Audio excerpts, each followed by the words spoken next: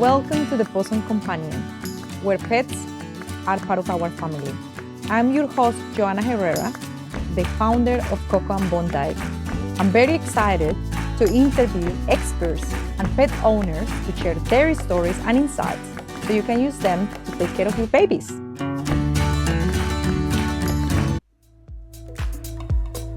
When something is off, you feel it too.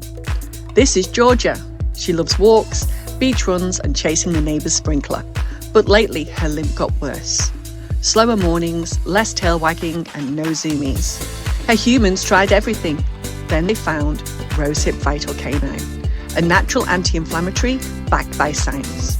Just weeks later, Georgia was back on her feet. More comfort, more freedom and more of the dog they love. Because when your best mate's in pain, you'll do what it takes. Rosehip Vital. For joints, for life, for love. Visit rosehipvital.com.au to find out. Today on the Pawsome Companion, we got an extraordinary person, Bourke, an internationally recognized animal communicator and medium. Based in Queensland, Annie is the heart behind Cosmic Heart Intuitive, where she helps people connect with their beloved animals' companions, both living and in spirit. She is the true author of the international Amazon #1 bestseller, The Bridge to Animal Consciousness. And she is on a mission to raise global awareness about the wisdom and emotional intelligence of animals. Whether she is helping pet parents understand their fur friends or supporting zoo animals in their keepers, Annie's work reminds us that animals have voices and that they deserve to be heard. And Annie, welcome to the show. Thank you. And yes, that's exactly what I love doing. I call myself the animal-human relationship enricher because I want people to understand that their animals are with them for a purpose. There's no coincidence that their animal is in their life, and we can get to understand them on a deeper level, understand why they're here, what their spiritual purpose is, and the wisdom that they want to share with us. And so I've had lots of conversations with animals, living and in spirit, lots of conversations with animals at zoos, as you mentioned. Yeah. And I also help animal parents and animal professionals learn how to communicate telepathically with their own animals, which again just deepens that relationship because your animals can then tell you what they want to tell you, when they want to tell you, and you can get answers to your questions. So it just gives so much peace of mind, so much clarity, and so much enjoyment just hearing their answers and their personalities. I would love to hear all of that. So first, let's start, Annie. How do you start this journey? How do you know that you could communicate with animals and in this level? Okay, from my studies, I understand telepathic communication, which is how animals talk to each other, whether they're domestic or wild, is something that we all do intuitively as young children. And if you watch young kids, they'll actually squat right down next to the animal and they'll tell you what the animal's told them. And most parents think, oh, yes, dear, very nice, not understanding that it's actually a genuine conversation. But something happens as we grow up and we just stop doing it. But it's something that we can reactivate. And I'd always personally felt that my cats could understand me. And I actually used to say, I wish I could speak cat because I wanted to know what they were trying to say back to me. And until we can communicate telepathically with animals, they have to rely on their eye language or their body language or making different vocalizations or even changing behavior so that they get our attention and we know that they're trying to tell us something. And I had a little ginger girl cat, and sadly she passed away after a very short illness. And it just made me feel as though I'd missed an opportunity to understand her because I didn't know how to communicate with her. So she's the one who inspired me to look for an animal communication course. And I found one, and there was an image of a ginger cat on the homepage who looked exactly like her. And I thought, that's not a coincidence, that's a sign. This is what I'm meant to do. And so I started, and that was over 14 years ago. I have spoken to her in spirit since and explained how I felt. She's got no grudges. She actually knew it was my life purpose to do this work. And our animals do understand their life purpose and ours, and they understand our soul lessons and they know what their soul lessons are. So she knew that this work was my life purpose, and she knew it was her life purpose to guide me to do this. So she's got no regrets. I can talk to her now in spirit, like I'm having a conversation with you. So we can still talk to each other. And that's the most amazing thing about animal communication, that we can always connect with our animals. Like I've had a conversation with a dog who died more than 10 years, 20 years ago, and you can still connect with them. They've taught me that even though their physical body no longer exists when they pass away, their soul endures. So we never actually lose them. We can always connect with them. And for people who are grieving the loss of an animal, it's really comforting to know that, because they just fear that once they've said goodbye, that they've lost connection with them forever. But they can learn how to communicate telepathically with them and maintain that love bond that they've shared for so many years. Wow. So it means that anyone can learn how to communicate with.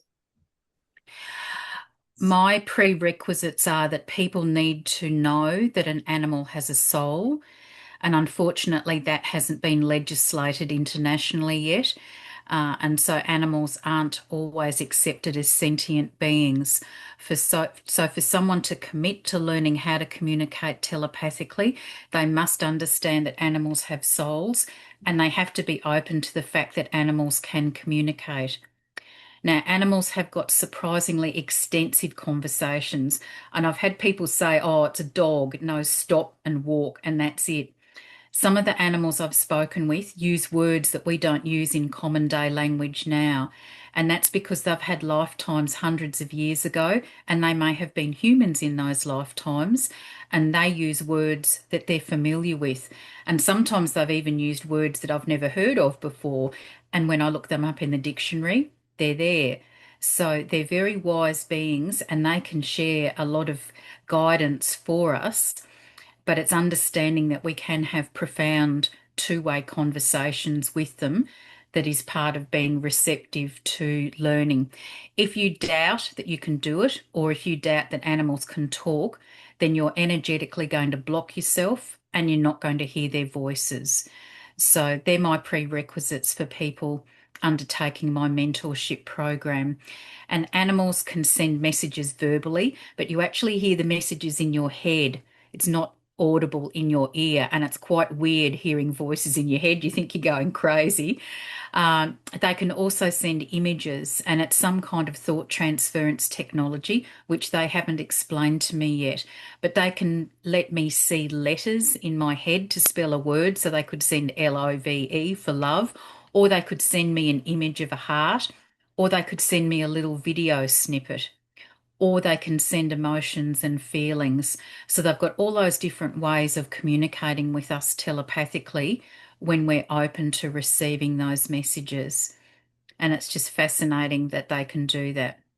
So is there any clues how we can communicate with animals? Like, or we actually have to do a proper course to do it?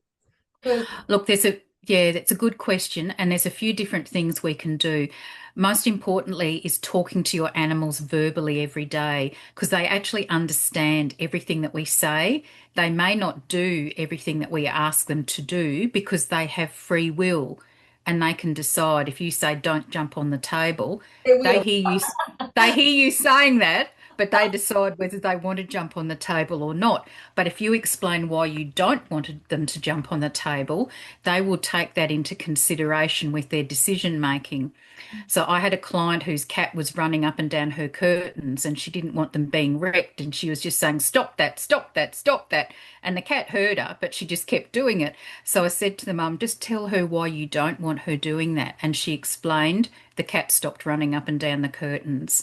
So they do understand what you're saying. But the most powerful thing that you can do now to start deepening your connection with your animal is to tell them that you love them and you're grateful that they're with you.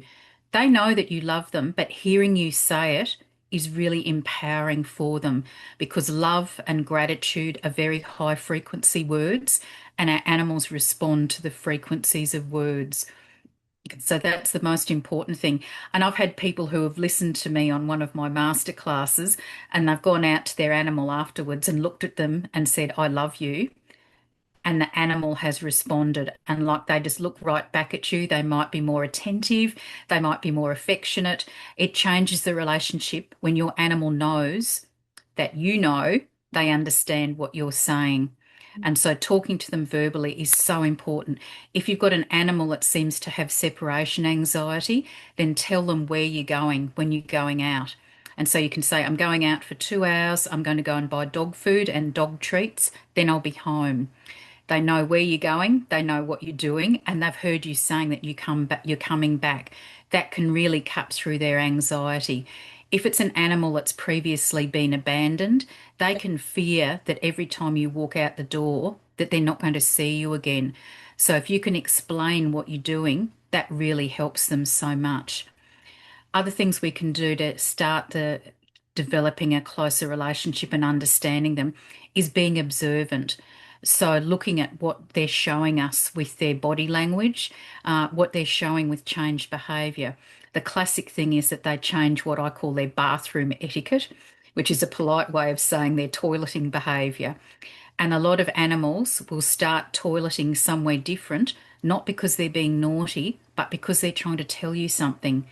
And they're so smart knowing that we will definitely notice if they start using a bathroom somewhere else.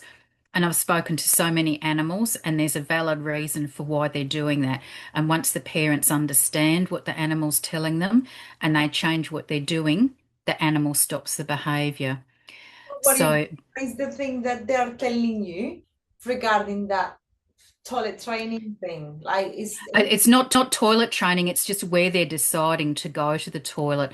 So if they normally go outside and they suddenly start toileting inside, something is triggering them to do that. And it can be a whole range of different things that may be upsetting them. They may not like the energy of someone who's been in the house. Something else may be going on. I've spoken to one cat who had been a rescue cat. She'd been in about 8 different rescue organisations before she finally got to her permanent home. Not long after she settled there, her mum went away for 2 weeks. The cat had no idea what had happened to her mum and whether she was ever going to see her again. And so once mum apologised when she got home, when we worked out what the problem was, the cat stopped that behaviour and everything went back to normal. So, but it's just understanding that they're not being deliberately naughty. Something is happening. Sometimes it may be a medical condition that's making them upset, but often it's something to do with the energetics in the house or different people. They can be concerned about you. They might be concerned about your protection, and they're doing this to try and ward off negative energies that may be around you. So I'm not an animal behaviourist, but I can just say, why are you showing this behaviour, and what can your humans do to help you to stop it? And then that can change. So it's just being observant and listening to different sounds. Like my cat, who you can see on the banner behind me, a couple of years ago started making some very strange vocalizations, little noises I'd never heard him make before. And so I asked him what he was doing. He could actually feel the changes in our Earth's magnetic resonance. So there's the Schumann resonance, which is the magnetic energy frequency that Earth vibrates at, and it's normally under 10 hertz. But a couple of years ago, it was spiking up to 40 hertz. He could feel it, and that change in frequency was affecting him. So now I know when he makes those little noises that we're having another spike, and I can use some high frequency crystals and massage him and help him to cope with that change in frequency. But it's only because I asked, because I knew it was something different. So we can pick up so much watching what they're doing, that they're trying to communicate with us. So is there any like thing that you feel like there are animals who can feel people's energies? Sometimes, for example, when someone comes to your home or you are walking along and your dog start barking or things like that, do you think that they feel other energies and they feel like they want to Oh, protect us? Or what? they're very attuned to frequencies much more than humans are. So when you're an animal parent, they will be totally tuned into your vibrational frequency. And when we're healthy, we vibrate at a certain level. Once we start to get ill, that vibrational frequency level drops. And often our animals will pick that up before we do. They know that we're getting sick, and so they will instinctively spend more time with us. They might lie on us or near us, particularly if they've got healing abilities to help us recover. And they can also sense our moods. So, again, if we're sad or stressed about something, they'll come along and be very cuddly. Or they might go and do something really goofy just to make us laugh because they know that if we laugh, that's going to change our mood. They're just so intelligent. So, yes, they will pick up the vibes of people who come to the house. And I've had a couple of clients, one with a cat, one with a dog, and they both growl if they don't like the energy of the person at the front door. They don't want them coming in the house and being anywhere near their humans. And they're letting them know in no uncertain terms, don't let this person in. Yeah. So, yes, they can certainly detect energies of you and other people. Yeah, it's strange because sometimes when I'm walking with my dog, I don't know, a stranger gets close to me and he doesn't bark to everyone, but a particular person he start barking. So it's like, what? Like, yeah. So sometimes Yep. it's a way to say something, right? So, when our animals are with us, as I said, they do have a soul purpose and soul lessons to learn. So they're a soul who's come to Earth in an animal body. We're souls that have come to Earth in a human body. But we both have missions and we both have lessons. But in addition to that, our animals take on different roles. So some of them are here as teachers. And so once we can talk to them telepathically, they can start teaching us. Some of them are here as healers, and some of them are here as guardians. And so your dog may be a guardian. So if he detects that there may be a risk with another dog or another human that he doesn't know, he will instinctively want to protect you and get you out of a potentially dangerous situation. And I've met lots of animals like that. And they just, some of them run up and down the fence line with the neighbours because they don't want the neighbours' dogs coming into your yard and potentially being a threat. So they're just doing their duty. And these are some of the animals that can get stressed if you go out because they can feel as though they're failing to protect you because they don't know where you've gone. How can they protect you if they're not with you? So again, it's important to explain what's happening and when you're going to be back again, so they know, and then they can start guarding you again once you come back. Yeah, absolutely. So, in terms of the communication with animals that you have had in the past, is there anything in particular that every animal tells you? Like, or all of them are different when they try to communicate? Or is there a pattern on all of them? Yep, good question. Animals all talk in different voices, just like humans do. So I hear all sorts of tones and accents. Their personalities really come through. So I can tell if they're smiling when they're talking, just with what their voice sounds like. Some of them make me laugh with the stories they tell me, like some of them are real comedians. And I've had a horse unexpectedly sing some of her answers to me, and I'd never had an animal sing to me before. So I never know what they're going to tell me. But it's the images that they can show me. I find it fascinating talking with snakes because snakes actually don't have ears, but they can hear me when I'm communicating telepathically with them. And so I can have a conversation. And I spoke with one snake and we were talking about something and he was fascinated with the topic. And he said, "Oh, I'm all ears." Now, he said that deliberately because he knew it was a pun and he knew that he didn't have ears, but he really was keen to talk about the conversation.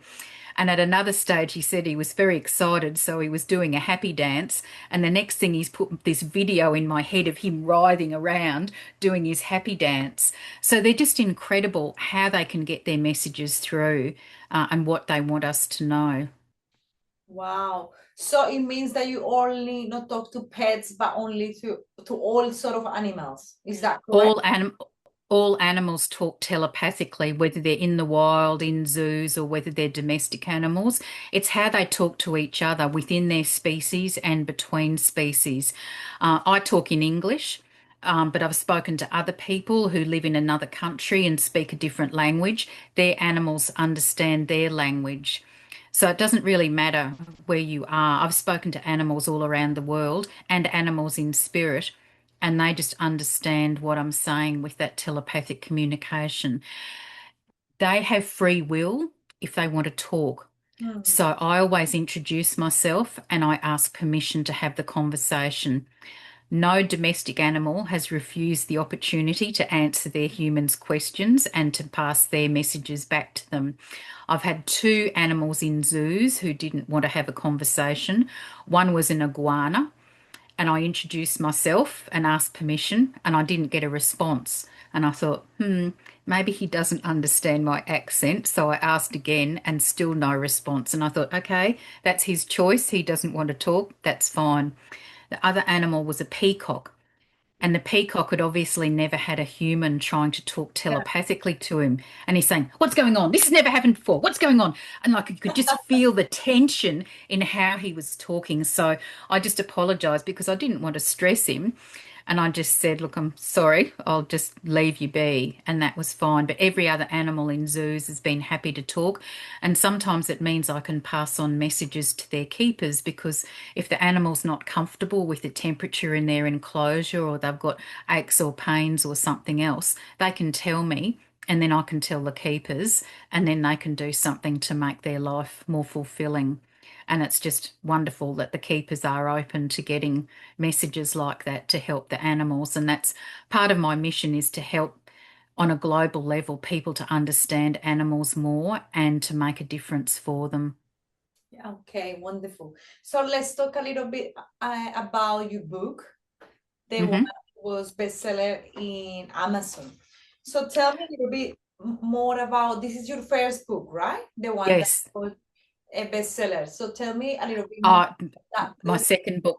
second book was a bestseller as well, and Wow, just about to relaunch my third book, so aiming for another bestseller with that. So yes, my first book, The Bridge to Animal Consciousness, um, I wrote because it is part of my life purpose to raise awareness of the importance of animals, and I want people to know that they're more than just pets. They've got valuable information they can share with us to help us in our lifetimes, to help with our soul missions, but also to help us on a spiritual purpose. And that information has been coming out more and more in recent conversations I've had with animals. So they've actually taught me that they can help our consciousness awareness and our spiritual ascension. So I wrote this book just to get some of these basic messages out. So kind of an introduction to the benefits of animal communication, welcoming animals to your home and what happens when we have to say goodbye to our animals.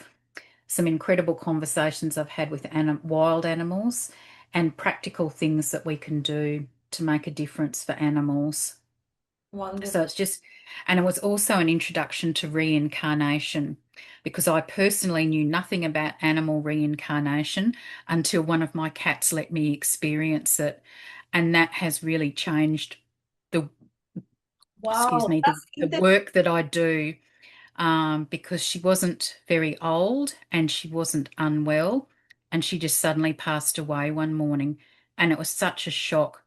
But at least I knew I'd be able to talk to her on the other side when she was able to talk to me. And fortunately, she was able to talk to me on that same day. And so I said to her, what did you do that for? And she said, oh, I needed a new body in a tone like that, like, doesn't everybody else do that? And I'm thinking, what? And then she said, stop being so sentimental. I'm coming back. Now, she was one of my first animal communication teachers, and she was so accurate with what she was teaching me, particularly about healing and crystals, that I just had to believe her. And a lot of people thought, oh, that's a really weird grief coping technique, imagining that your animal is going to come back again. But she told me what she was going to look like, and she came back. And I know now that she did that deliberately so that I could experience what it felt like to say goodbye to her, but then welcome her back again in a new body. And I've always been fascinated with ancient Egyptians understanding reincarnation, but then I got to experience it. And it's just so surreal having your animal soul back in a new body, back to have another lifetime with you. And so many animal parents ask me to ask in a mediumship conversation, can you tell my animal how much I love them and how much I'd give to hug them one more time? And suddenly your animal is back and you can hug them every day. And it really is the most phenomenal thing that they've taught me. So now it means when I have a conversation with an animal in spirit, I can ask, is it your destiny to come back? And if it is, then they can tell me what species they're going to be, what breed, what colour, what gender. Sometimes a specific rescue agency where their humans can find them, how old they're going to be, and how soon to start looking. And so now I've just helped so many people reunite with their animals. And it's just wonderful because I know how healing it is for the humans and the animals to have another lifetime together. Amazing. And they can reincarnate into humans as well as teachers. Well, that's another really interesting thing that I've been finding out with these conversations, and that's another benefit of being able to talk to our animals, is to discover whose soul is in our animal. So it may be your childhood pet who's come back to be with you, and a lot of people, think there might be something similar about their new animal, but they're not aware that reincarnation actually happens, so they don't know that's who it is. It may be, for people who don't know, that animals may have had past lives with us, like hundreds of years ago, and they may have been a human with us, or they may have been an animal, and they can recall their past lives as well, and they can tell me who they were, what country they were in, and what era. So I find it fascinating to have a conversation with an animal and find out whose soul it is. Sometimes it's been someone's grandparent who's in the animal, or a parent, or it may have been a child. So recently, one of my mentorship clients spoke to one of her cats in spirit as part of our program. And when she connected with the cat and asked for permission to have the conversation, she heard her father's voice. Wow. And her father's in spirit, and he had come back in the cat to be with the family, and she didn't know. But she said he was very protective of her daughter. That was one of the hints that it might have been him. That's the reason why he comes back into so it can be a human that you've known in this lifetime who's passed over, or a human from a past life that's deliberately chosen to come back in an animal body to be with you, or it may be an animal from your past life or this life who's there with you. Okay, wow, this is amazing and interesting, all of this that you have shared with us today. I would love to know how people can find. I know that they can find your books in Amazon. Where else they can learn a little bit more about you? The books are all available directly from me in Australia. So if anyone's listening to this who wants to purchase them, please contact me and I can post them to you, and you can get signed copies from me. Yeah. Located in Queensland for all of those who are listening. Queensland, Australia, for those who are listening. Anyone in Australia who wants to purchase my books, they can get them directly from me. Anyone who's listening outside of Australia, I'm happy to send signed copies to them, plus international postage, or they can purchase them through Amazon in their local country. Thank you, Annie, for this chat. It has been amazing. To be honest, I don't want to stop the episode, but we will bring you for the next season, because I feel that there is so much to talk and so many questions that I have in my head that I would love to, understand a little bit more. And I will definitely read your book, because it should be like a lot of learnings and things that people don't know. And it's just a matter of communicating with animals, as you said, and trying to understand and talk. Introducing the new hands-free leash, made to keep up with your lifestyle. More freedom, more comfort, more fun together. Heading out for a walk or a run, wear it around your waist, over your shoulder, or just hold it in your hand. Whatever works best for you. After a game, a walk, or a surprise splash, you'll love our poncho towels. They're waterproof, super absorbent, and extra soft on your dog's fur. No knots, no fuss, just quick, easy drying.